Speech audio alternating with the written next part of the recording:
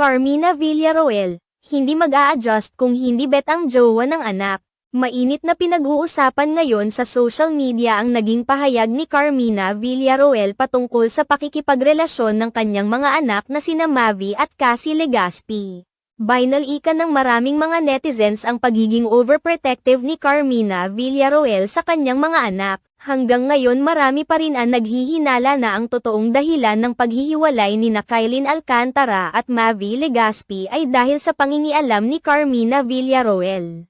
Matatandaan na noong pumutok ang balitang hiwalayan ni Mavi Legaspi at Kylene Alcantara ay nagbahagi ng isang cryptic post si Carmina Villaroel upang ipagtanggol ang kanyang anak laban sa mga pambabatikos, lalo na sa pagkalat ng mga video kung saan kasama nito ang kapwa host sa tahanang pinakamasaya na si Daso Richoy. Kahit hindi naman inamin ni Cassie Legaspi at Darren Espanto ang kanilang relasyon, makikita naman ito sa paraan ng kanilang paglalambingan sa social media. Subalit, ngayong tila nawalan na sila ng amor sa isa't isa, may mga netizens na naghinala na may kinalaman rin dito si Carmina Villaroel. Muling naging laman ng mga usap-usapan ang aktres na si Carmina Villaroel at anak nitong si Cassie Legaspi matapos ang halos sabay nilang pagbabahagi ng mga cryptic post sa social media.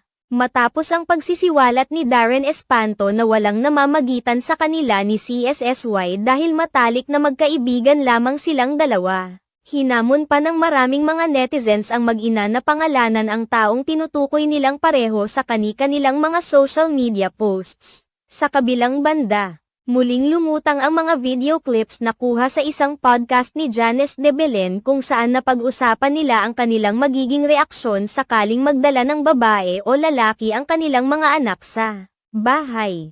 Subalit hindi nila bet ang dinala ng anak. Unang nagbahagi si Carmina Villaroel kung saan iginiit niya na kinikilala niya ang lahat ng kaibigan o jowa ng kanyang mga anak, kahit ang kanilang kapitbahay.